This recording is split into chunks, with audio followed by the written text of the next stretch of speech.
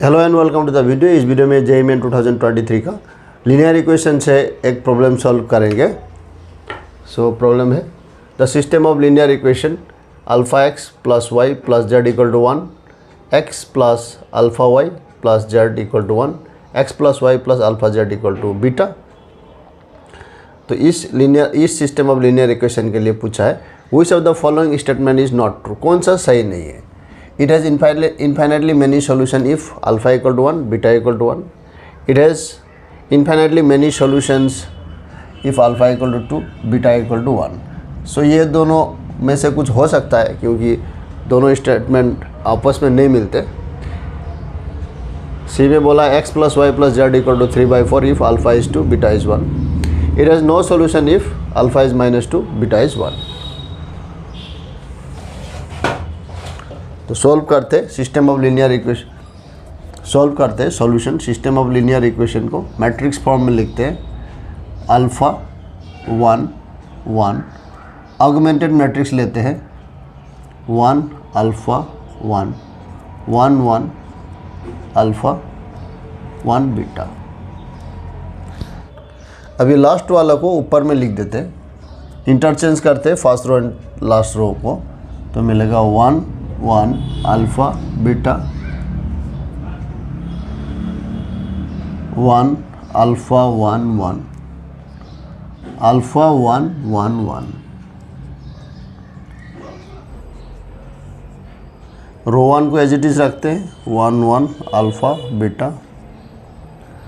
सो और करते क्या, रो 2 में लिखेंगे रो 2 माइनस रो 1। तो इससे इसको यहाँ से इसको माइनस करेंगे 0 alpha minus 1 1 minus alpha 1 minus beta. फिर इधर R3 में करेंगे क्या, R3 माइनस अल्फ़ा R1। तो यहाँ पे 0 मिलेगा, यहाँ से माइनस कर रहे अल्फ़ा से मल्टीप्लाई करके यहाँ पे अल्फ़ा मल्टीप्लाई करने से अल्फ़ा हो गया 1 माइनस अल्फ़ा, 1 माइनस अल्फ़ा से मल्टीप्लाई करने से रो 1 को अल्फ़ा स्क्वायर, फिर 1 माइनस अल्फ़ा बीटा। और फिर ये दोनों को ऐड करेंगे तो क्या मिलेगा 1 1 alpha beta 0 alpha minus 1 1 minus alpha 0। ये दोनों ऐड करने से 0 हो गया, ये दोनों ऐड करने से 2 माइनस अल्फ़ा स्क्वायर। ये दोनों ऐड कर रहे हैं 2 अल्फ़ा स्क्वायर। फिर इधर में भी ऐड करना है 1 माइनस बीटा, ये दोनों ऐड करेंगे 2 माइनस बीटा को कॉमन ले सकते हैं, बीटा को कॉमन लेने से 1 प्लस अल्फ़ा। सो ये बन गया। अब ये मैट्रिक्स ट्रांसफॉर्मेशन से हमको ये सिस्टम मिला है जो कि पहला गिवन इक्वेशन का इक्विवेलेंट है। तो यहाँ पे अगर अल्फ़ा इक्वल टू 1, पहला वाला condition alpha equal to 1 and beta equal to 1 हो, alpha equal to 1 beta equal to 1 होने से ये भी 0 होगा, ये भी 0 होगा, ये भी 0। सो एक रो 0 हो जाता है।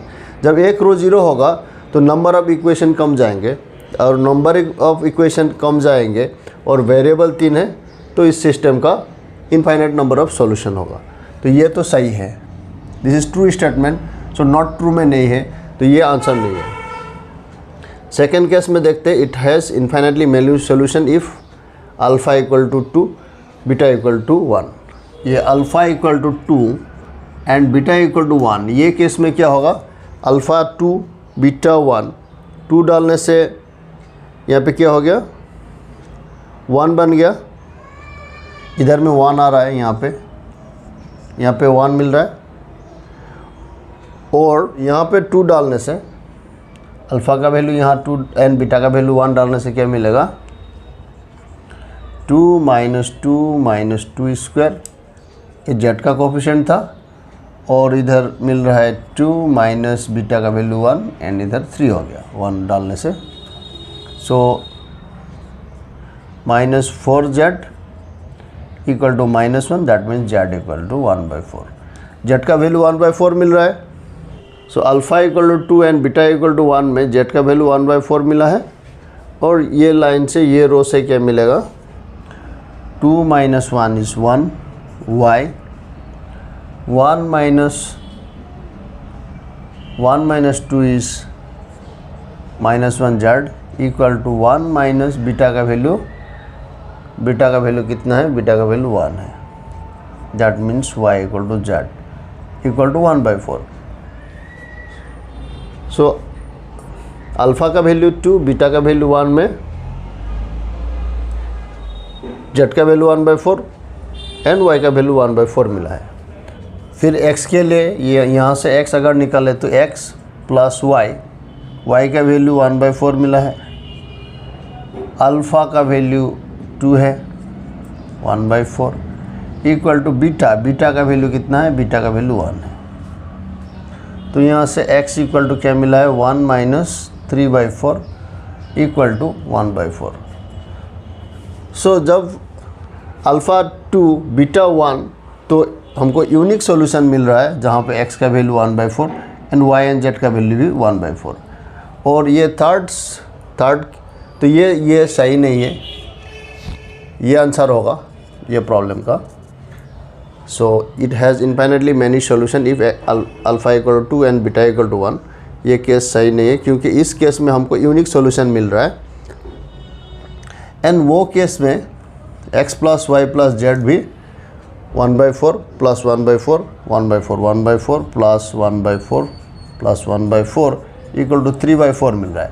तो ये भी सही है, तो ये भी हमारा आंसर नहीं होगा।